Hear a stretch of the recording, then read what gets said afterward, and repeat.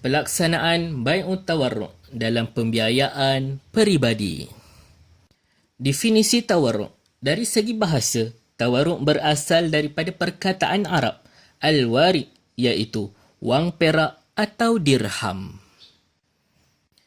Dari segi istilah, Al-Mawsu'ah Al-Fiqhiyah dan Majmu'ul Fiqh Al-Islami mendefinisikan at-tawarruk sebagai satu bentuk jual beli dengan tujuan mendapat wang tunai yang melibatkan pembelian sesuatu barang secara tangguh dan kemudian barang itu dijual secara tunai dengan harga yang lebih rendah daripada belian yang pertama kepada pihak ketiga, di mana pihak ketiga ini bukanlah penjual asal. Jenis-jenis tawarruk.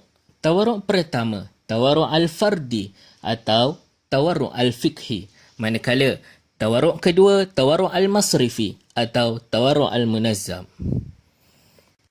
Pandangan ulama terhadap bai'ut tawarruk. Ulama silam Abu Yusuf dari kalangan ulama mazhab Hanafi mengharuskan transaksi ini jika ia melibatkan pihak ketiga. Mazhab Syafi'i tidak membincangkan secara langsung, namun mereka telah mengharuskan bai'ul inah. Imam Nawawi, bai'ul inah bukan daripada kontrak jual beli yang dilarang oleh syarak. Justru itu, bai'ut tawarruk lebih utama, yakni aula, diharuskan.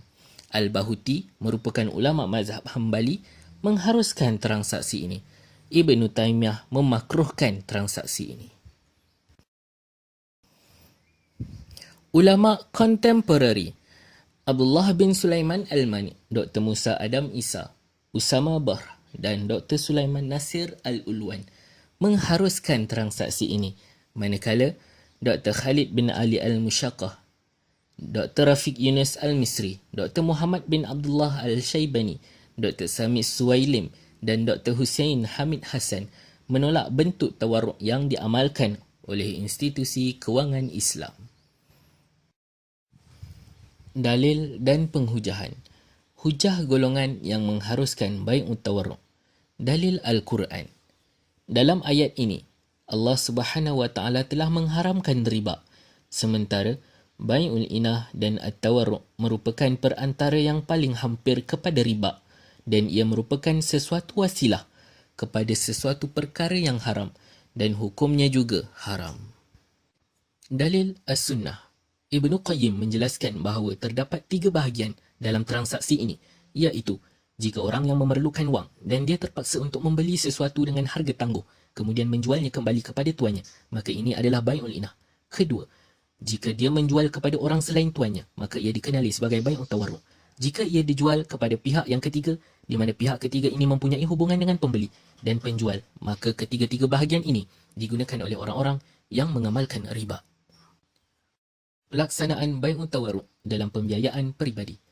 Pembiayaan peribadi secara umum adalah satu kemudahan kewangan di mana ianya merangkumi pembiayaan untuk mendapatkan kemudahan tunai atau memudahkan cara seseorang mendapatkan sesuatu barang atau perkhidmatan kegunaan peribadi secara bayaran mudah. Ciri-ciri pembiayaan peribadi. Urusan dan prosedur mendapatkan pembiayaan peribadi adalah lebih mudah daripada memohon pembiayaan lain. Tempoh bayaran adalah tempoh yang pendek kerana pembiayaan ini menawarkan jumlah pembiayaan lebih kecil dari pembiayaan yang lain. Barang dan perkhidmatan yang dibiayai adalah lazimnya barang untuk keperluan kepenggunaan. Modus operandi pembiayaan peribadi berasaskan tawarruk. Pertama, pelanggan akan memohon pembiayaan peribadi daripada bank dan menyerah borang permohonan kepada bank. Seterusnya, bank akan membeli komoditi daripada broker satu. Dengan menggunakan akad yang baru dan berasaskan kontrak bai'u murabahah, bank akan menjual komoditi yang dibeli daripada broker satu kepada pelanggan. Dengan menggunakan konsep al-wakalah, pelanggan akan melantik pihak bank sebagai wakil kepadanya untuk menjual semula komoditi yang dibeli. Kelima, pihak bank akan bertindak sebagai wakil atau ejen jualan kepada pelanggan dan menjual komoditi tersebut kepada broker dua. Yang keenam, bank akan mengkreditkan hasil harga jualan komoditi kepada pelanggan. Dan yang terakhir, pelanggan akan membayar harga komoditi yang dibeli pada peringkat 3 secara ansyuran mengikut tempoh yang ditentukan. Aplikasi bai'ut tawarruk dalam pembiayaan peribadi. Seorang pelanggan ingin membuat pinjaman peribadi sebanyak RM20,000 daripada bank. Pada peringkat awal, pelanggan akan memohon pembiayaan tersebut daripada bank. Kemudian pihak bank akan membeli sesuatu barang atau komoditi yang bernilai RM20,000 daripada mana-mana syarikat atau broker yang menjalankan perniagaannya menurut syariah Islam. Seterusnya, pihak bank akan menjual barang tersebut kepada pelanggan secara murabahah. Harga jualan barang ini akan dibayar oleh pelanggan kepada bank secara tangguh selama 3 tahun. Dengan menggunakan akad yang baru, pelanggan akan melantik bank sebagai wakil untuk menjual barang yang dibelinya. Pihak bank akan mengenakan kos kepada pelanggan di atas khidmat yang diberikan sebagai wakil jualan.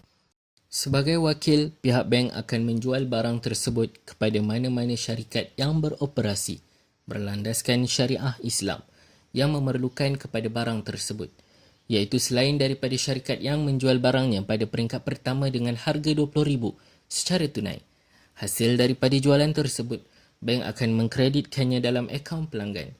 Pada peringkat akhir transaksi ini, pelanggan akan membayar harga barang yang dibelinya secara murabahah pada peringkat pertama kepada bank.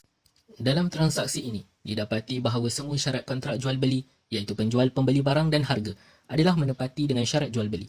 Manakala tujuan dari transaksi ini, pelanggan dan bank tahu bahawa objektif jual beli ini adalah untuk pelanggan mendapatkan pembiayaan peribadi bagi memenuhi keperluannya yang berkehendak kepada kewangan. Bank pula memberi hutang kepada pelanggan melalui transaksi bank utawaruk ini, membolehkan bank memperolehi keuntungan daripada jual. Kesimpulannya, pemberian pembiayaan kepada pelanggan ini dilihat dapat memenuhi keperluan para pelanggan yang memerlukan wang untuk memenuhi hajat mereka.